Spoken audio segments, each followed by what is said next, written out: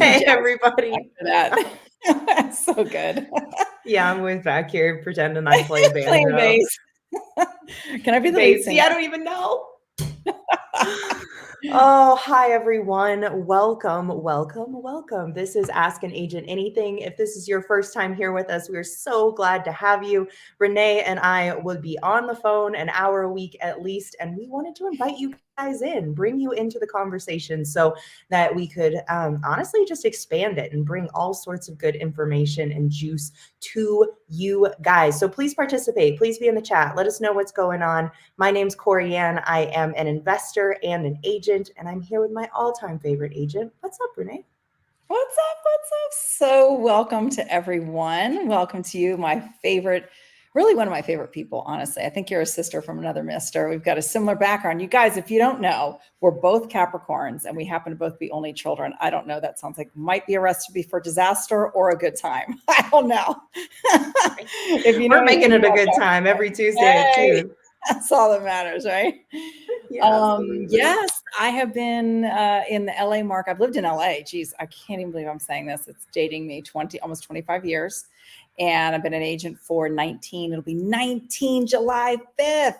Can you believe it? 2005 is when I got my license. And so I've been through some trials and tribulations here in the California market. It has always served me well. So I primarily work with investors. I do regular retail, like a lot of you folks out there selling pretty houses. And then the other side of it is like the dark, dirty underbelly. So I do work with a lot of investors of all different kinds, fix and flip, small lot development, ready to issues, land. You know, we're here just to have a conversation and bring more value for the agents and all the listeners at large. So Corey Ann, talk to me. Well, I'm glad you're bringing this up because really today we're going to be talking about that underbelly. And I feel a little unique because I came in the back door. Don't take that the dirty way, but I came in understanding the investment side, the flip side first, or at least wanting to understand that before recognizing that bringing my license in just made it mwah and perfect. And you from the exact opposite way, but investment's always been a part of your story. So can you kind of when did that become a part of your business over these 19 years that you've been licensed? Yeah, thank you for asking that question. It's like life, sometimes you just got to be open to being in receiver mode. And the really short version of that story is I knew that I wanted to be in real estate for two reasons. One is I knew that it was the sales side of things. I'd always been in sales. I've always been entrepreneurial. I have worked for other people, but even so, I was almost like autonomous. And so maybe not entrepreneurial, but they just like left me alone and I did my own thing and, the business got done. So I'm very self-sufficient in that way. And I was looking at a career change and I was really interested in real estate and got my license. And also because I was deciding if I wanted to get my PhD in psychology. So I was either deciding to go back to school for psychology and become a psychologist, but I really like the cadence of sales. And so I get a lot of psychology from being a realtor, if you will, because that's kind of what we do. We're really armchair psychologists. However, specifically to answer the question, I got my license in 2005. And then so like 2005 into 2006, I was bebopping along. If you guys remember back then, you could, one of my famous last Renee-isms, you could fog a mirror, which means you could basically breathe and do a deal. You could fog a mirror and be in real estate. You didn't have to have a lot of skill. Everything was selling off the shelves. And boom, 2007 hit. Came in overnight out the back door. Literally, it was August of 2007. I was warned by some mortgage brokers that I was working with that anybody that was in a deal needed to close immediately because we didn't know what was going to happen. They didn't know what was going to happen. Closed those deals mid-August. And I kid you not, the next almost like 2 weeks gone. It was a hustle and I was blessed. I had some REO accounts. I kissed a lot of babies and shook a lot of hands, and I got some REO, which is an acronym for real estate owned. I know people like to flippantly say foreclosures, but it's in that vein. People that were in trouble, they couldn't afford their house anymore. They were upside down and they basically just walked out the front door. And so I represented the bank and had those listings. And I did that for about 3, almost 4 years. It was a hustle shuffle, 2007, 8, 9, and about 10. And then things started to shift a little bit more. So in the interim, I worked with mostly investors. I worked with people that were cash buys, They really didn't care what was going on with the market or the economy. Most of them were in the long haul. Today, we might call them like black, what is it? Black Knight. Oh my God, what is it? What's the one? Hedge funds. Hedge funds. Okay. A lot of them were probably hedge funds because they would overbuy. So if a house was $400,000, they would buy it for 425, no problem. And they just wanted to beat out everyone because they were holding on to it for years, and they doubled and even tripled it at this point. So I could look behind the curtains. I could see what they were doing. The cadence of who that avatar, if you will, of buyer really, really fit my personality. They just made fast decisions. They were quick about it. They were cash buys. They were like quick closes. I like that type of cadence. I don't do great with first-time buyers. It might take a long time to make a decision. I just know myself. So I just rode the wave. I thought, oh, I like this person. And then I got to see what they were up to. Flippers, small lot developers, RTIs, which are ready to issues. That's a property that has a permit, land development. I mean, there's so much diversity here in Los Angeles. And I just kept my ears open and my mouth shut and my eyes open. And I looked and I listened and I asked a billion questions about what was important to them. And I just became the hub and the wheel. So I'm like a matchmaker. So all these years later, I just kept in that corner. And then that's how you and I kind of met, because we decided to get into a mentorship program that allowed me to have a conversation more about investors and investing, because in the realtor average agent land, they don't really talk about this much. And it's not really spoken about in the brokerages. Brokerages don't really like it.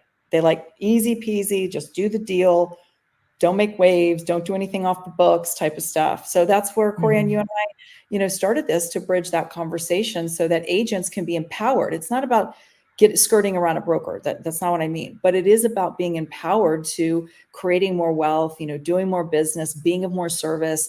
What is the right and appropriate exit strategy for the client that you're speaking to, whether it's a seller or a buyer? Yeah.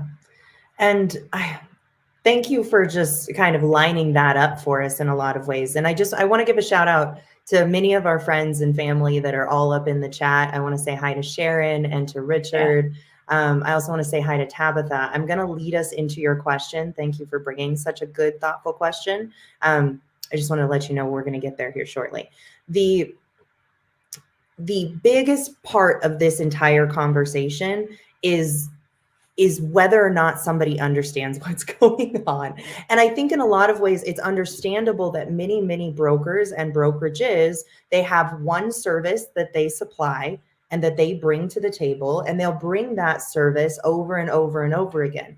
The issue is, at a certain point, they're no longer providing additional services that are kind of necessary to some sellers, and they're kind of misleading the conversation only into the service that they provide, instead of recognizing that they can allow opportunity for other players and other movers. And I think that's always been what kind of baffled me, coming from the investment side, which often where players play together. Not always, but let's just say that it's a little bit more like, let's link arms and walk forward on the investment side than it's been on the agent side. And yeah, just like you said, our rainbow here that truly we're trying to create is that we get further faster together, and that all of the colors of real estate really actually reside between those two players that need to move together. Yeah, that's perfect. I mean, just to kind of put a little bit of a bow on that, when I started, it really was be a local area specialist. I want to say that is probably still to a degree the messaging, although social media has given, agents or brokers or just the realtor, community at large, a more broad scope of how to think, maybe just to kind of take that message and put it on social media. But at its crux, in the office, during meetings, like a once a week meeting, there really isn't any other conversation about how to think out of the box. Now, with respect to just traditional retail, people do, I think the general public still wants a local area specialist. They want to know that their real estate agent knows that neighborhood. And especially I'll use LA because I live in LA. Los Angeles is a pretty old city for all intent and purposes. Most of the homes were built in the 20s, maybe the 40s, 50s, some mid-century modern stuff. And then of course the one-off things or the upgrades. I don't want to be too down a rabbit hole, but just in general, there's a lot of old architecture. And there's a lot of stuff that you need to know about it. You might have a Spanish architecture right next to a mid-century modern, literally a modern home, and you need to know the distinction. This is not just every house is the same. Some neighborhoods are, and some areas are. The next counties over were built a little newer, like the 70s, 80s, 90s. So they're more tract housing. Anyway, I can understand why somebody would want to have a seller, would want to have, or even a buyer, a seller and a buyer would want to know that their agent understands the school district. They want to understand what's the difference between, in this case, I live in Hollywood. So, looking at the Hollywood sign or not looking at the Hollywood sign, it doesn't have an intrinsic monetary value, but it matters. And so it's all these things that you want to show up and know. So, that's enough. That's enough for your career. I assert that because there's not enough housing going on, how, as you as an agent, if you are a local area specialist, as a traditional retail agent, how are you going to make more money if there's not enough homes to fill the demand of the buyers coming in? And how can you grow your business? So I say, look at what are the investors doing and have that conversation. So I just wanted to say that you're never going to get it from the broker, and it's not throwing a broker under the bus, and it's not throwing an agent who just wants to be a local area specialist. But how about you gain the knowledge of, or look under the hood regarding what the investors want to purchase. And if that does not get you excited or get you out of bed in the morning, then call someone like myself. That's why we're putting ourselves out here, right? You and I, Corianne, and you're in the Colorado market, but link arms with an agent like myself that this is my wheelhouse, and we'll get you paid. You can do a hands-off. You can be like, here's my client. I don't know what you're talking about. Can I learn as I go behind the scenes? But you can be my partner with it 100%, and you're still going to make money. And I'm happy to share my education with you. Most people are not going to run with it. You know what I mean? Like, most people are not going to take that information and like poach it from me and then run off and do their own thing. And you know what? If they do, so be it. That's a lack mentality if I don't think that there's enough for everyone. But most agents are just not going to do it. It's a lot of work to kind of do this. It's another specialty. So it's best that you maybe call me, and then we can just do a referral or partnership or whatever, and everybody's happy. And the client, specifically the client, is happy too. Yeah. And I think it's important to remind our investors that that is where agents are coming from. If you're reaching out to an agent and you're saying, hey, I'd like to work with you, and they go, well, why would you want to work with me? The answer is, aren't you a local specific, area specific realtor? Because I want to know all of you, basically. I want to know everybody that considers themselves specific to any given neighborhood, because once in a while you're going to run across that seller that has the difficult, ugly, particularly don't want to put those photos up on the MLS type property. And that's where I come in to help. Speaking of these types of agents, I want to give a little shout out to Luke, because he just got his license. Accomplishment. I'm waving at Mr. Luke. We know who he is. That's amazing, brother. Broker joined Astro. Wow. Okay, tell us more. I want to talk about that, because I mean, you were brought into the Astro world with your license already. I got mine about the time that I joined, because I was spinning in every direction trying to figure myself out. What brought you to Astro as a licensed agent? Me or Luke? Me? No, I want to know you, because we can kind of assume that's probably some of the pitches. Yeah, probably some of the Luke. Okay, perfect. So yeah, what brought me to Astro is two things. One is, I knew we were due for a correction. Okay, this isn't just like my opinion. If you go to the National Association of Realtors, loosely, they'll say about every 10 to 12 years, there's a shifting market. It's almost like clockwork historically. You could go back darn near 75, 100 years on a chart, and you'll see it up, down, right? And so I kept going up. I mean, the prices it was like everybody was making money. And then COVID hit, and people thought there wouldn't be any money made. And there was even more money made. More people were buying real estate, right? Or I guess I could speak at least for the SoCal market. But I knew what goes up must come down, if you will. And so I was looking. This is where experience counts. And I was looking to see, what direction am I going to take my career in? And I knew that I wanted to double down on working with investors. I had kind of enough of doing traditional retail. I knew they weren't making any more land. I knew how difficult, having had listings in the last 19 years, plus during COVID, I had 40 offers on most of the properties that I had. I mean, it's nuts. It sounds like bragging rights, but it's a lot of work. And I thought, oh my gosh, if this is the future of this, I don't necessarily want to just be a traditional retail agent. And I love the investors. I love that world. So I doubled down and I did a flip. Then I was looking out to the horizon and I said, well, geez, this is already a lonely game as it is. Certainly most of the people that I know around these parts are either just investors that happen to have their license, but I don't know enough realtors within the offices that I'd been in that are functioning how I am. I'm truly a unicorn agent. And so I got wind of what Jamil Damji and then Pace Morby, who has the Sub2 community, were doing. And I knew agents. I knew agents from just traveling and other events and just colleagues, right? That had either been in one or both of the programs. And I was kind of looking behind the curtain and they were still new, right? So still like not as big as it is now. And I realized that the community was what was so powerful. I didn't necessarily need more coaching. I was looking for community. And again, that comes with, experience where I still have a business coach, but I wasn't brand new. And so I didn't need a lot of hand holding. Yeah, thanks. I got a tongue twister. So I joined and I did all my due diligence and I talked to some of the, at the time, leaders, and I cold call them and cold DM them. And one of them we know, Michelle Garabito. And I said, I don't know you, but here's me and what's the what? And she was having success. And I thought, okay. And so I was looking for community. I mean, that's my story, but I was looking for community. And I was also looking for a conversation that was nationwide. I no longer wanted to just try to look under every rock in my own backyard. I wanted to be able to do business across the nation if I wanted to grow my business, which is going to parlay into our virtual conversation. But yeah, it intrigued me. Yeah. So I threw my hat over the fence and joined. That's amazing. And for anybody that's joined us and is watching here, I just want to let you guys know that we know each other through the Astro community.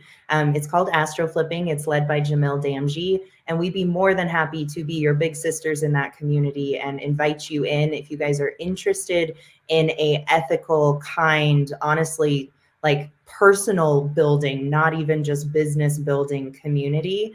I highly suggest Astro Flipping, and either Renee or I can help you guys access and get into that. It is definitely an investment, and one that I can say is well worth it and has been in my business. There are many things that I have invested in that I would not say as much. So this is definitely one that, yeah, I'm glad Luke's broker joined, because honestly, there's so much to learn. I think it's oh my God, that's amazing. And I want to say one thing. I have always had coaching. I mean, I think it was the first, maybe, I can't remember really, but probably 3 or 4 months. And I'm a pretty, like, I'm a quick study. I had small businesses before, I was in real estate, like I got it, and I was lost. I just thought, oh my God, they just throw you to the wolves in real estate. It's like, here's a phone and a desk and good luck to you. And I immediately got into coaching. I actually got into Tom Ferry coaching, if you know that, regular retail. And I've always been in coaching. And actually I took a hiatus during COVID and I could see how it affected my business. So, when you're in any kind of business that you're in, but we'll say obviously, real estate, whatever you're doing, there's a cost to doing business and there's a pay to play mentality. The closer that you want to get to people that have the information that you want, or you want to hobnob with them, mastermind, et cetera, you will actually need to pay to play. You're lucky if you're going to get a response on a DM. And if that's even them, it's probably an assistant. But please, guys, like, don't kid yourself, put some more chest of money aside or put it on a credit card and just do the work, because it will pay you back. Even if it's 5 or 10 grand, it sounds like a lot, do 1 or 2 deals and you're in, and you will then, move up the ladder in the conversation. But it's a real thing. Don't think you can't expedite your career without help. You can do it, but you're going to burn out, or it's going to take you 5 times as long. So I would recommend, whether it's, Astro Flipping or not, but just something that you're, buying into to support you. Little plug though, is every other week in Astro, I do a 2-hour coaching call where one-on-one we can address any issues going on in your business. And let me tell you, I think I drop some of the best gems in those moments. So backstage in Astro is pretty cool. All right, Renee, we've got some really good questions in the chat. So yeah, let's get into it. And we're just gonna get in a little closer so that we can see these things. All right, Tabitha, would you perfect a wholesaler approach? Okay, wait. Let's just start from the beginning. Question: from an agent's perspective, would you perfect a wholesaler approach you as a buyer themselves? who sometimes assigns, or as someone who represents a group of investors, buyers? So I think prefer is what we're going for here. Which preference do you have if you're talking to another wholesaler? Investor that sometimes assigns, or someone who represents a group of investors and buyers? The only thing an agent really cares about is that you're going to close the deal. So let's start from the end in mind. It's a great question, but I don't want you overthinking the minutia of it. The truth is that the agent is listening for who is going to close this transaction, because I cannot afford to have it be canceled arbitrarily and have the seller be upset at me. They're never going to say it like that, but that's ultimately what's happening. Now, it's an inherent risk that a deal could, cancel at any time. But what's happening in the investor world, especially in wholesaling specifically, people are not taking the time or money. This goes back to the war chest of money, like a $300-400 that you might want to spend to do your own inspection. To then if you end up canceling it, that you have some legs to stand on. So to answer your question, it really doesn't matter. But I would say that with my realtor hat on, okay, because I know I speak agent, right?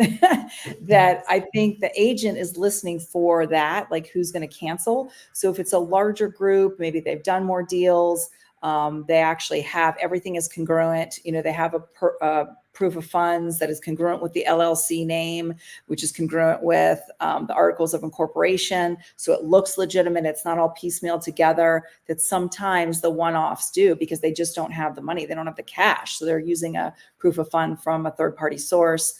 All of that is starting to sound a little bit like, how's this going to go? Versus if you're just rock solid, we've been doing this. We do this all week, every week. This is just another opportunity. Hopefully that answered the question. I think it's more of a psychology than a fact, answer. And I love hearing your perspective on it. I feel like I can go either way. And I'm going to take off the agent hat, put the wholesaler hat on to kind of break down this question, because the answer is, where do you want to be in 5 years? Because in a lot of ways, wholesaling and being a wholesaler is going to lead you down a path to an even bigger investment strategy eventually. And the question is, are you wanting to be a flipper who's taking on those development projects yourself?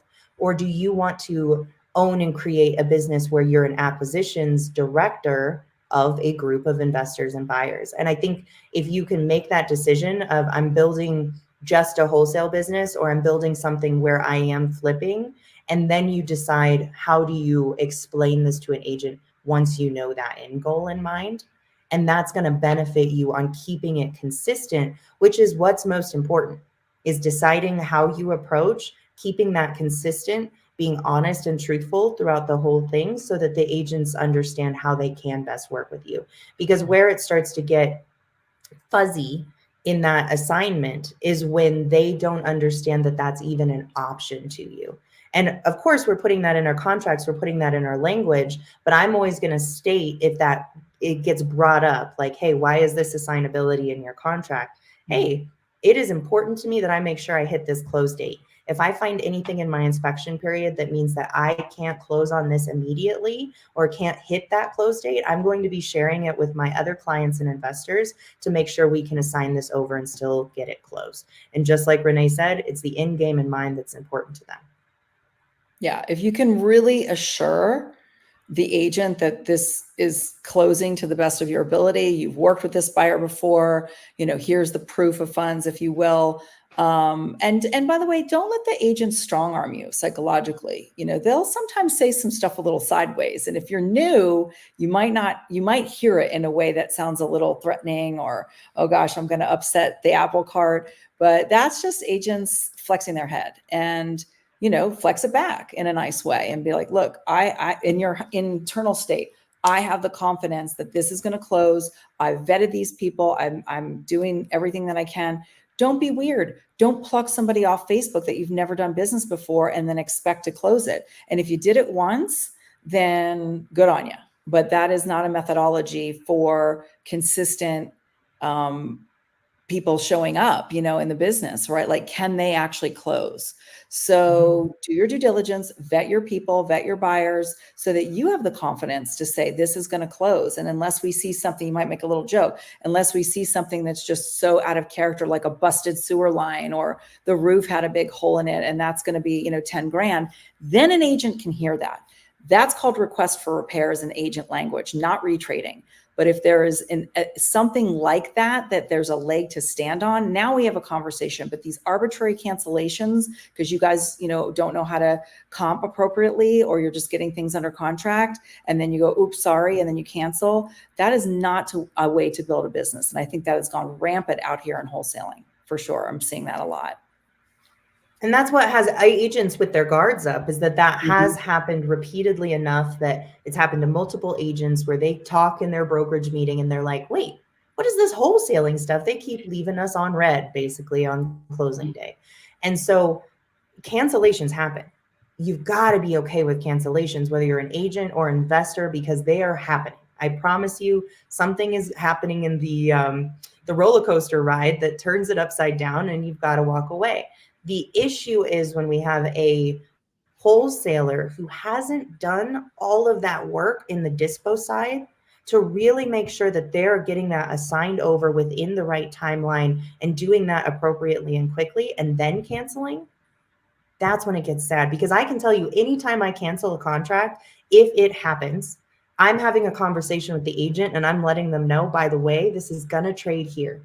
If you cancel with me, I totally understand. You can go back to market. You are going to get a lot of offers like this, and this until you decide to take it. And why? Because I've gone and I've worked that deal so freaking hard. I've got so many offers in front of me that I know where the buyers are actually going to pick up. And that's why often they'll come back to me, even after I've canceled a contract, and gone, guess what? You're right. Like, we got a bunch of other offers, but we know you're going to be honest with us. We know you're going to get the deal done to the best of your ability. Let's go back under contract at the right number this time. So I think it really comes down to conversation and how willing are you to communicate about the real, like, hey, you know what? I'm not even sure that I love this property, but if we go under contract at this price, I'm feeling real confident we're going to get it closed. I put assignability in there just in case, because if I don't take it, one of my buddies will.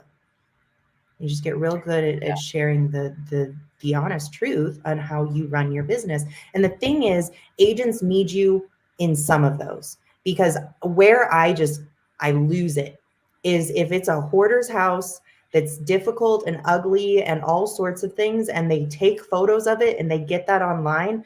No seller deserves their life drug through the MLS in Zillow and other people clicking around when a difficult situation has caused that problem for them. They need wholesalers in those moments. And so we need to be constantly having the conversation. This is our rainbow that we're always talking about. That is, there are certain properties where we need each other. There's some where we don't. And I'm not going to offer a cash offer on ones where it's perfectly retail priced at the right thing. Go and get it sold eventually. And that leads me to something that we talk about in here, which is the obvious, but of course, as in life, you can never state the obvious enough times, because I think as human beings, not just, being in the real estate business, but as human beings, we like to complicate things. We're always looking for the threat, like, where is the shoe going to drop? How is this going to go? Just follow the formula. And a big part of that following the formula is, I'm not a big person for adages, but one that is so true is the fortune's in the follow-up. So I want to just address something that, whether you're new or semi-seasoned, just to hear this again with, open ears, is that oftentimes agents will say something and it triggers you. You feel like, oh God, I don't really know what I'm doing, or I'm new, or, I'm just trying to do a deal, or I've been doing this for 6 months and I haven't gotten paid. Like, when is it gonna, right? The patience game. Real estate at its crux is a long game. So whether or not you do a flip and you make money in 4 months, great. But the filling of the funnel and the conversations that you're having, it's a long game. It takes anywhere between 8 to 12 touches / conversations, text, Facebooks, whatever. I'm just going to call that all conversation, to be in front of someone. And so I always say this, that trust breeds safety, and consistency breeds that trust. So if you're the one that's showing up saying, hi, I'm here in the corner when you need me as an investor or a wholesaler or whatever you want to call yourself, or I just say under the investor umbrella, that's where the agent's going to gain that trust. Like, wow, there's Nick in the chat, right? So, hey, Nick showed up. There's Tabitha. Hey, Tabitha keeps showing up, right? I'm here. I'm serious, agent. I'm here to do business with you when you're ready. And we're going to close, and I'm going to make you look good, and we're all going to make money. So don't make the agent wrong. They do have their defenses up because there's a lot of unprofessionalism out here, especially right now.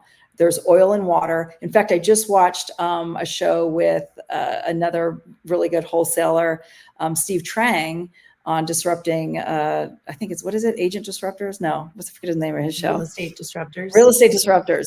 And he was just saying that he started his show back in the day because he wanted to bridge the gap between, agents and investors. And it just like went sideways.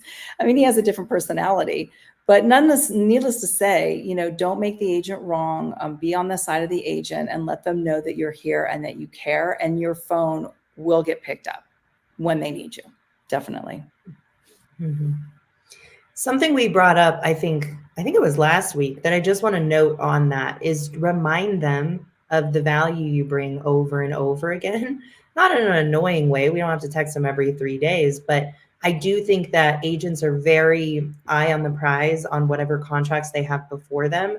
And often that's obviously going to come with the clients that are under contract first. So I think they forget about the creative options that they have when they get one of those difficult properties because they're so in line. So, it's never annoying to call somebody up and just say, hey, how are you doing? Remember, I can do this for you if you need it. Let me share one more quick thing on that, because this was a really poignant moment, really kind of in my career. So last year, we don't talk a lot about the subject to or the creative financing stuff. But for me, I look at this as the umbrella of an investor. I don't specifically look at it as wholesaling.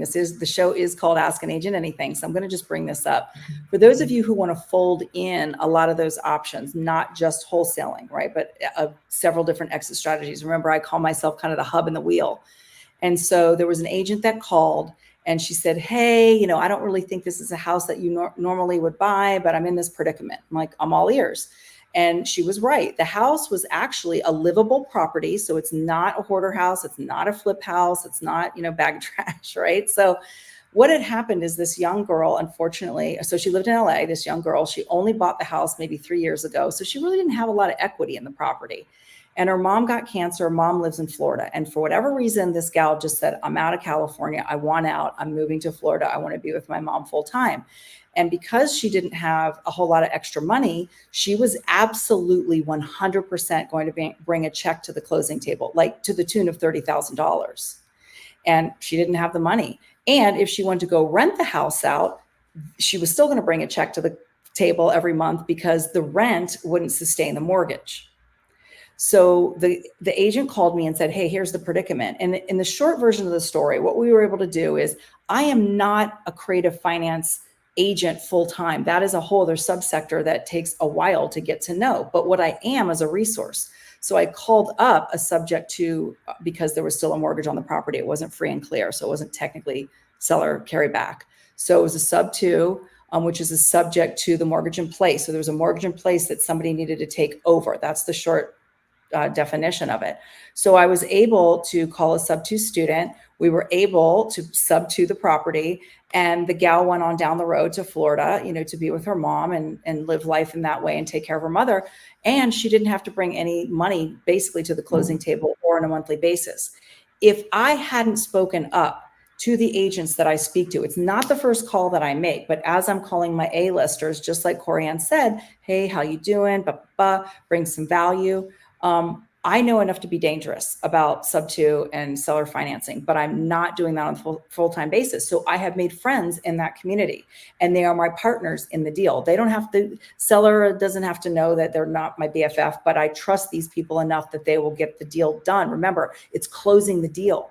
So I'm handing off a baton, I'm handing off my baby to the sub 2 student, and they're the ones that put the deal together. So the point is that get really good at knowing a little bit of everything, and then find your people and have them in your arsenal. Because if I hadn't brought that up to that agent, that girl would have had to probably come up with 30 grand. I don't know what she would have done. But I've had a couple of other friends in my life prior to them knowing I do this, that they stinking had to do that. Life happened. They had $1.2 million house and they needed like $35,000 to get out of that deal at the closing table. And I'm like, oh my God, how did you guys find this? You're already upside down and everything. And they're like, oh, a friend lent it to me. I mean, it's like, it gets like that. So it doesn't have to be that, you know? So I just wanted to make mention as a complete side note on being an agent, that there's a lot of different exit strategies. And as an agent, even if you don't want to be that, an agent listening to this show, please keep your ears open to someone like myself or Corianne when we do call and we are offering options and opportunity, so that 6 months or a year from now, when you have a client like that, you go, oh, that's right. Let me call Renee. Let me call Corianne, you know, and ask. All that agent did was ask. And I go, oh, guess what? I have a solution for you. So, you know, this is what we talk about in terms of offering solutions to clients as well, not just wholesaling, because that wouldn't have been a wholesale deal. So definitely keep your ears open. Yeah. I think that's a good jump. I know I'm lagging a little bit, guys, so hold on with me here, but a good jump over to Yolanda's question, because there's two sides of it. Like, every agent is interested in a solution when there's a big problem, like a $30,000 check that somebody doesn't have. Can you kind of extrapolate on that for Yolanda while I fix my internet issues? Yeah, no problem. Thank you, Yolanda. It's good to see you.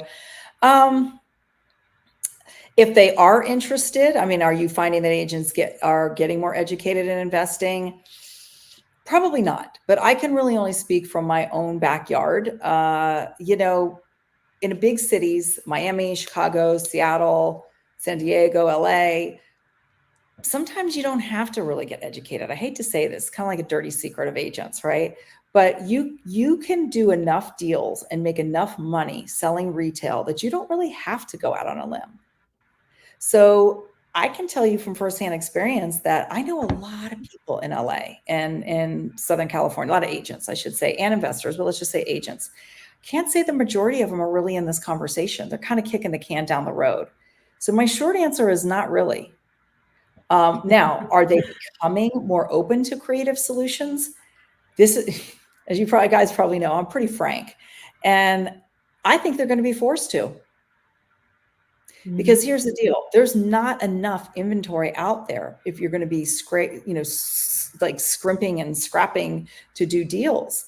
And unless you're on a team where the team is putting a lot of money into marketing and to things like that, it's a little tough out here as an individual agent. And so if you are not offering more solutions as a one-stop shop, I just think it's going to be a world of hurt to make a real living in this industry. And also, more importantly, I think you're being selfish by not taking this on if you know it exists, because you are not being a solutionist. You're just being lazy.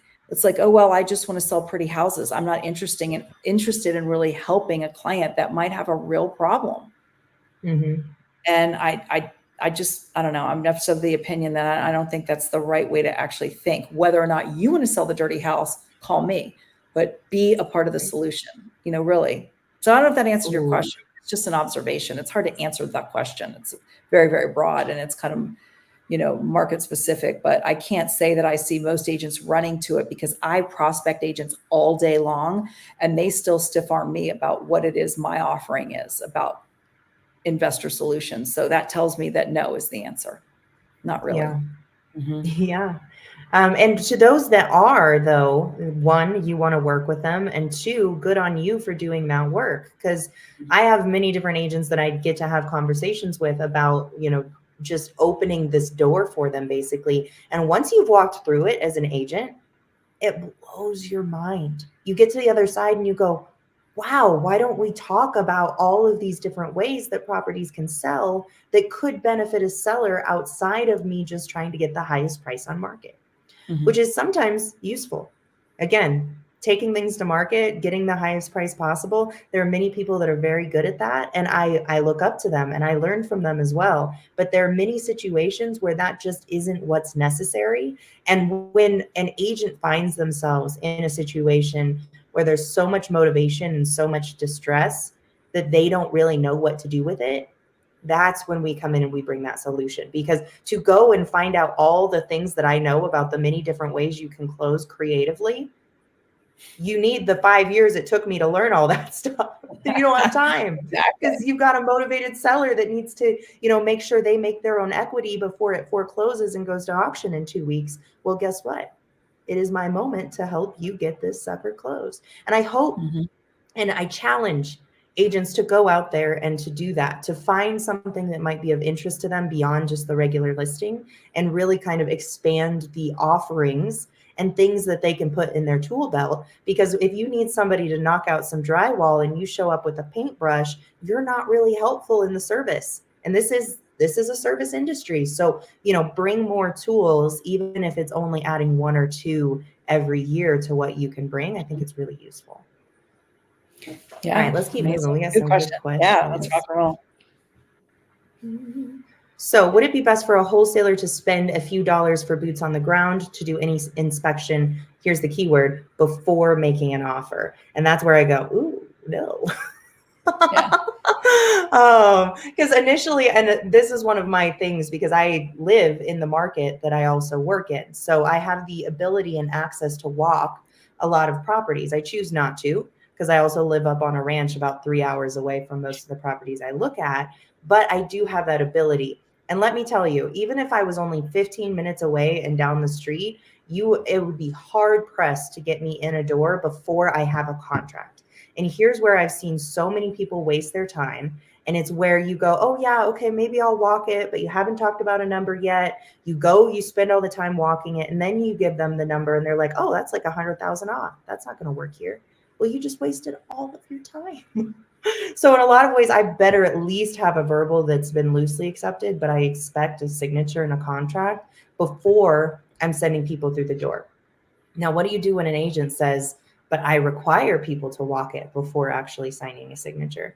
I just tell them, well, then I might not be the right buyer for you, because I've got my contracting teams out at a bunch of other deals that they're currently and actively working on. And I'm not going to pull them off the deals I can make money on for something that I don't even know if we're at the right number for. Renee, what do you got to add? Yeah, remember too, this is sort of the psychology. Remember, Corianne and I speak agent. I know that's kind of tongue in cheek, but there is a language that we are listening for from each other. And it's not a better than for the listener on the show. It's just get good at, how do agents kind of talk to each other. And that does come with just time and experience.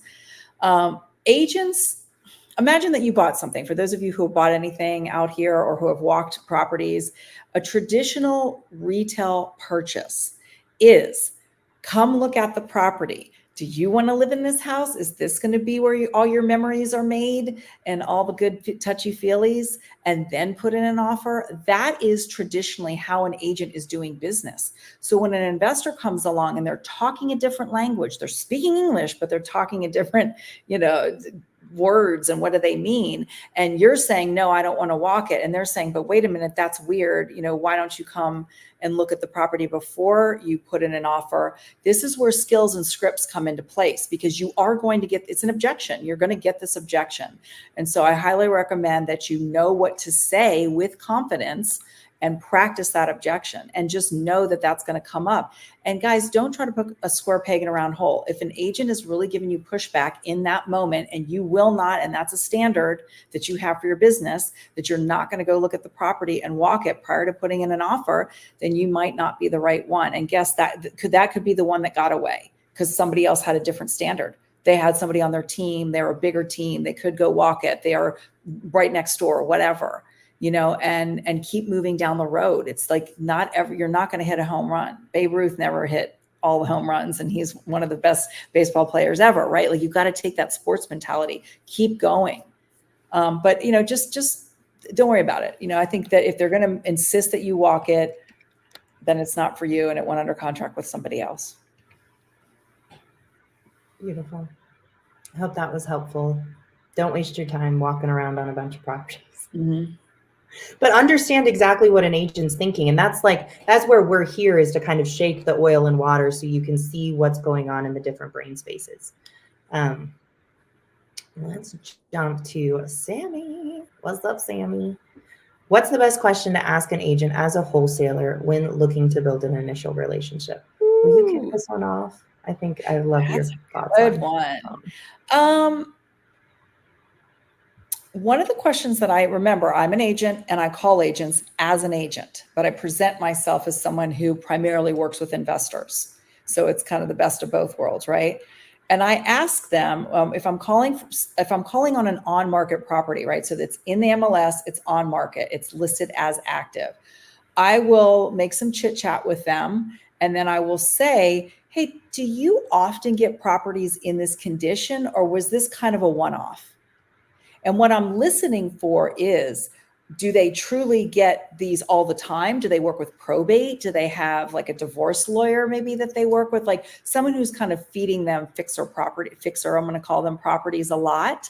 And then you're listening for that. So you want to ask that question and then stop talking and let them answer it. And I'm telling you, 10 times out of 10, they'll tell you. They'll say, I get them every once in a while. Or you might be listening for, yeah, I get these often. I work with probate lawyers. So I get these fixer properties, through probate lawyers often. And you're like, ding, ding, ding.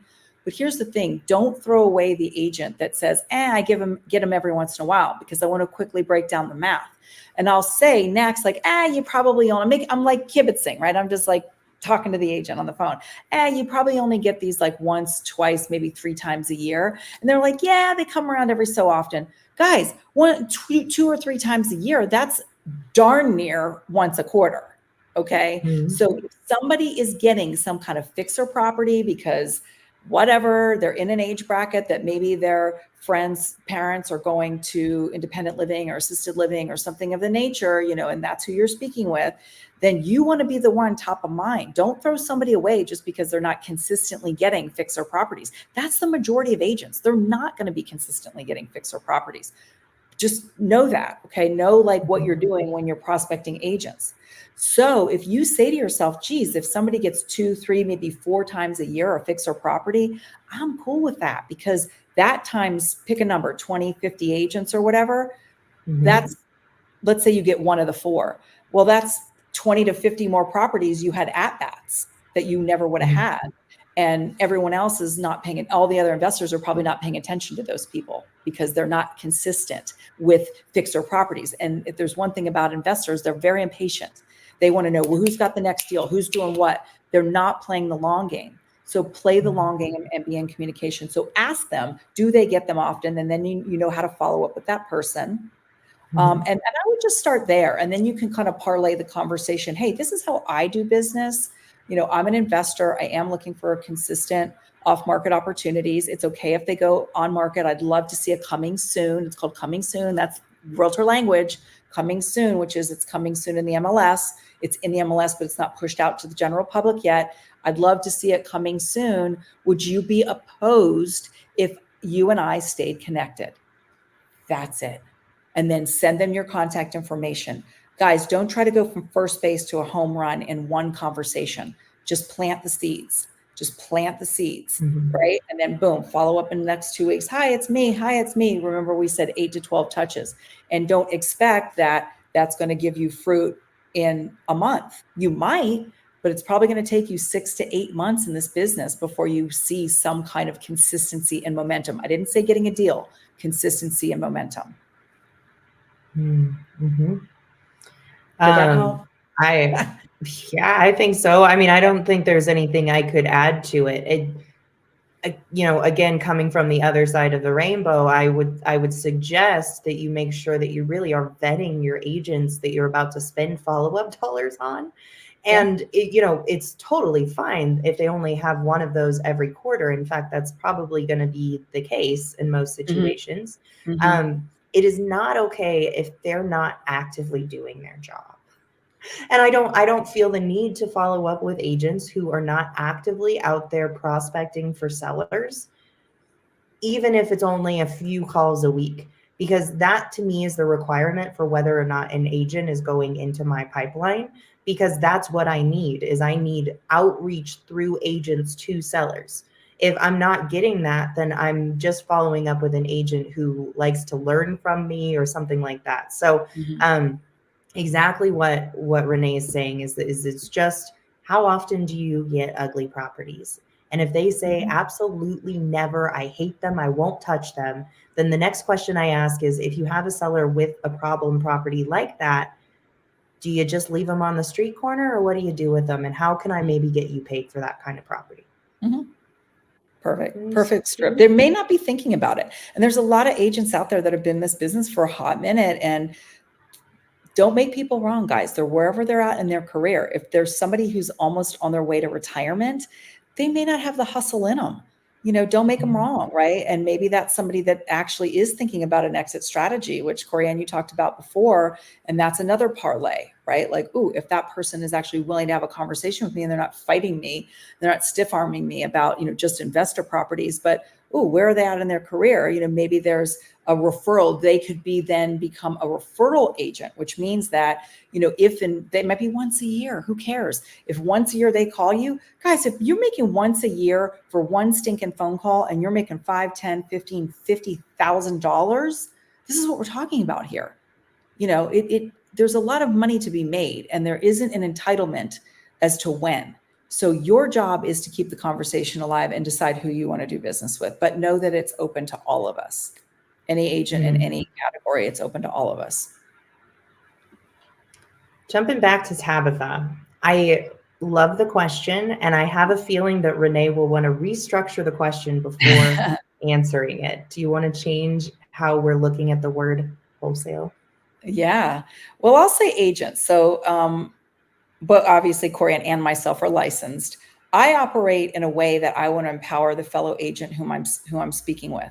So a lot of agents, as a Jamil, who's a mentor of ours, will say is basically, okay, this is not his words, but basically he's saying, have the agent write up the offer because it will incentivize the agent to double end the deal, meaning that they will make both sides of the commission. That's kind of obvious, right? If you stopped anybody on the street, they'd be like, yeah, I want to double end the deal. But make sure that that agent is actually incentivized. In some of the larger markets where things are expensive, like Los Angeles County, not all of Southern California, but LA, the San Diego, the beach towns are expensive.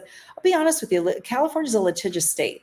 And even though we can double end a deal here, it's really frowned upon. And the higher the price point goes, the more litigious it can get. And agents are not actually incentivized, and they will tell you that. So know your micro market. Okay, I get it. This is not throwing shade on Jamil, but he's also talking to everybody. He's talking to the nation at large. And so I am saying, understand the majority of kind of like where your agents are coming from. However, I still say to them, I'm licensed. And the reason I say that to them is because I want them to know I'm on their side.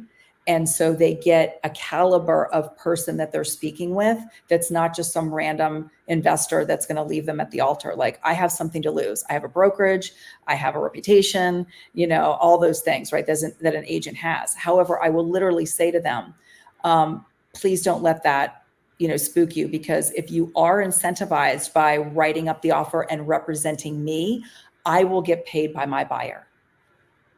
That's my script. Most of the time they will say in certain price points, nah, I don't want to do that. So then I can come in and just write the offer myself. Now, if you are not licensed, that's the advantage of being licensed, one of them. If you are just coming in as a wholesaler, then yeah, I would 100% just talk to the agent, the listing agent, right, who has the property that you want to write an offer on, find out if they are incentivized, if they will write and quote unquote represent you. And if they aren't, then I would make the recommendation of getting to know someone like myself or Corianne, who really can not only speak the language of an investor, but also speak the language of an agent. So now I'm representing you, and you effectively are going to make your money on a wholesale. And there's lots of different ways to do that. We don't have time to get into it, but to structure a deal on how we get paid, it doesn't have to just be that I get all the commission and you're trying to get a wholesale or whatever. There's lots and lots of different ways. That's where the experience comes in. So don't just get a hot body to write an offer. Get an experienced agent, again, like myself or Corianne, that understands the deal structure of what we're putting together here. So everybody's in a win-win. Yeah. Tabitha, my quick answer to this is no. I don't write my own offers. There is a situation, for example, that's up and coming where I'm considering writing the offer. And the reason is the agent directly said to me, I don't like to work much, so I'm not sure I want to write up the contract. Oh my God. And I said, well, then I'm not going to want to pay you much, but I could probably Yeah. write up the contract for you. And we're currently in a little bit of a conversation as to what that looks like. So do I swoop in and write my contracts if necessary? If there's something there that makes me a little wary of the agent on the other side, having the kind of control over the transaction that they would. If that's the case, then yes, I will write it. I have a template for my own company with me writing it and all the little disclaimers and things that I need, so I can quickly put those on the table if I need to. I like rarely ever do, because most people don't have the brazen to say I don't work. So Takes all kinds, guys. I've been 19 years later, and I'm like, at least my jaw opens once a day. I'm like, what did I just hear? So anyway, next question. Yeah. Let's go through it. Is everybody okay? I know we might go over a smidgen, but I think we've got some real good questions in here. Yeah. So we can we'll keep them short. Okay. We'll go a little over for you guys. Yeah. Okay. And I really want to touch base with this story that Yarlis is bringing. And honestly, this would be a great time to pull her backstage and break these down, which we want to be doing more of. So if ever you guys have a really big story or difficult problem in front of you and you want to come on backstage and kind of lay it out, you're always welcome to. But for now, let's just go ahead and read this. It says, yesterday I signed a new contract, and when I didn't see the countersigned contract, from the seller, I reached out to the agent and asked, where do we stand? And they said, I haven't presented the offer yet. The seller wanted to wait and see what this week does, and I did not like that at all. I feel like they are playing in my face. How would you handle this? I got some ideas. Hey. Guys, the listing agent's in the driver's seat. This is part of how the game is played. They like to see all the offers come in at once. Sometimes an agent's tactic, or the seller will request it, is that they want to see presenting. Are you presenting? Here's language. I'm speaking agent. Are you presenting offers as they come in, or are you waiting to a specific day to review all offers? Just rewatch the video on that. That is actual language that an agent would want to hear. Okay, this just comes from experience. And what that is translating into is just what I said. Are you going to be presenting the offer? If I give it to you, Corianne, are you going to go to your seller tonight and say, here's an offer, one at a time, Monday through Friday? Or are you waiting till scooping them all up Monday through Thursday, and then Friday we're going to review all offers? That's typically what you'll hear. Realtor language. I'm reviewing all offers on Friday, whatever day they say, fill in the blank. I'm reviewing all offers on this day. And a lot of times what people will do is, they'll just send in their offer and kind of wait. So I understand the upset. They aren't technically playing you. It's not personal. It's just that they're looking at scooping them all up. And whether you think this is ethical or not, we'll never know, because we don't have, a camera in people's homes. But it could be that, maybe one of their buddies or another agent swooped in and said, well, I'm at, 500,000. If you write me at 505, I can get it accepted. The fiduciary duty is that they actually have to present all the offers. But if there's one that's higher by $5,000 or $20,000, then I'm sure that would be the tipping point for the seller. So do you feel that that's ethical? No, it's probably not. But that's how the game is played. And no more actually, I feel like I'm so old by saying this, but back in the day when I started, and you would actually present the offer by going to the office and or dropping it off. There wasn't DocuSign, not yet. It was still a wet signature. And you could literally get your offer and put it in an envelope and send it off to the agent. And that agent technically could not open it until they were presenting all offers. So they didn't know what your price was. It's not really the world we walk in unless there's another way you can do it, which is basically like presenting your offer the day of. And then the agent is not entitled to tell you what the other offers are, even if you ask. And that's where skill comes in. Okay, so you probably have one that's at between 450 and 525, and now you're trying to guess, but that's just skill. But again, guys, it's Corianne, go ahead. Two things. One is the question of, did you set yourself up enough in the conversation to know that they were going to present your offer by a given time? So, that is the conversation with the agent that Renee just said, which is, hey, if I get this written up today, will you be taking it to your seller to present? Or are you stacking them all for a specific day?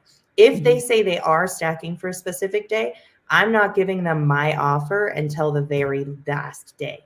Basically, it's like, oh, here, put this on top of the pile and send it in. And I might not even put in that work in terms of asking them to write the contract or me to write the contract if there's already 6 or 7 offers on the table. I just say specifically to them, let me know, come back to me if the seller doesn't have the right offer on the table now. And basically what I'm saying is, I'm a solution giver. If there's not a problem here, you probably don't need me. The second half of that is, at this point, clearly there is a offer on the table. And with it sitting with her and they want to wait to find out till the end of the week, what that sounds like to me is you're going to go shop my offer around. And I might specifically say that and be like, hey, I don't want you out shopping my offer around. It expires at this time on this day, or I'm going to have to take it back to my underwriters and have them rerun my numbers, and it might not be the same. Actually, most of the time it isn't. And what that just means is, the longer that you take, the more I'm willing to take my money to a different property. Because in most situations where this is happening, and it actually kind of happens a lot, where I'm offering on a property that's been on the market for 60 days. And suddenly when my offer pops up, all of a sudden they've got 4 or 5 other ones, even though they haven't had anything in the last 60 days. And that's them trying to do their fiduciary responsibility to get the highest and best for their seller. And they're going to be playing a little bit of that game. I don't play that game. I don't have time for that game. I have other properties I can go buy if this isn't the right one. And it sounds like if you've been sitting on market for anywhere between 30 to 60 plus days, you need my money more than I need this property. If you want it to sell, that is, or you might as well just take it off market. So I think in a lot of ways, that's the chips that you can hold at this point, is that you can pull that offer back. It doesn't have to just sit on their table and say, hey, if you do need an offer from me, come back to me and I'll see if I can get this one reissued. But for now, this one no longer stands. This is the kind of stuff too, guys, like, by all means, do deals by yourself and learn. There's no way better to learn than to just jump off the deep end. And if it incentivizes you, and in your travels, you meet unicorn agents like ourselves, that this is the kind of stuff that we should know and do know and can teach you along the way. I mean, there's no book that this is really written in. It's just being perceptive and time and experience. There's no other way around it. Like, you're asking a really appropriate question. And when I say this with respect, I can tell that you would be a newer agent or a newer investor, because that is a new question to ask. But, this is the part where sometimes you have to trade time for money, right? So if you're going to JV a deal, and split a deal with somebody, that you expect that they're going to teach you what they're thinking along the way. I can share with you my experience in exchange for money, or as in exchange for just time. Like if you wanted to do an internship or something like that. So something to consider. Awesome. Well, we do still have some great questions in the comments. I want to give a shout out to Joelle, who brought some great ones. And I'm going to reach out to you after this and honestly bring you on at some point, because these questions are big ones. They're not ones I can just pop up on the screen and kind of give you feedback. We're talking about like breakdowns of businesses and how to kind of lay that out. So let's continue that conversation on another Ask an Agent Anything, because we are here every Tuesday at 2 p.m. And the goal is to just have these kind of fireside chats, is to really start to build that rainbow of how we all work together. And we want to bring our brains to you guys. And this month, my gosh, Renee, we have got some stellar lineups of guests. Yeah, it's gonna be we do. We, guys, we just started this not too long ago, Corianne and I. This is a great example of sort of fire aim ready. You just want to jump off and use each other's skills and just go. And so we are and will be doing a better job of making sure that we have the people coming up, and who are they, and their bios and all the things. So just have patience, stay tuned. We're building the ship as it's sailing, and we just appreciate all of your time and attention. Please pass the word on this. It's actually gaining some momentum. I love it that Joelle is asking the questions. Bring other people. They can be in any market across the country. This is truly Ask an Agent Anything, because the information that both Corianne and I know, either as agents or agent investors, are really timeless. And if we don't know an exact answer to a specific market, we will, tell you that, and we'll give you the right person. But for all intent and purposes, it's across the board. So please don't, just because it's Colorado and California does not mean that it is an exclusion of anybody else. And we're here to just change the industry one conversation at a time, and it's going to take time. So the quicker that we can lock arms with you guys and you can help us get the word out, we would greatly appreciate it. And that's for the industry at large, not just for us. So thank you. Absolutely. And guys, shameless plug, please smash the subscribe button on both of our pages, because we're really looking at how we can bring value. And one of those ways is tomorrow, right after Straight Outta Compin on Jamil Damji's page, there's Comp in Colorado with me on my page. And then right after that, there's Comp in California on Renee's page. And we really wanted to bring that value that's state specific. And this is the place where we can be nationwide and really just address, honestly, some of the bigger questions and things. Because when we say Ask an Agent Anything, we really mean everything. And that's kind of the holistic approach we want to bring here. So thank you guys for showing up, bringing great questions. We hope we brought you great value, and we will see you hopefully tomorrow on either Comp in Colorado or Comp in California. It's happening. In fact, we watched Ask an Agent last week with Sonia Ramirez on small lot development. If you're specifically interested in small lot development, she's going to break down how she comps small lot developments specific to Los Angeles, but it's going to be across the board. So guys, you do not want to miss this. This lady is fierce. She does ground up construction in one of the toughest markets in the country here in LA. I'm bringing my pen and paper. So please show up 3 p.m. Pacific Coast time. It will also be recorded here, but yeah, she's good stuff. So looking forward to seeing everybody tomorrow. Thanks, Miss Corianne. I love you like a sister from another Mista. Bye guys. Thanks for your time and attention. Bye y'all.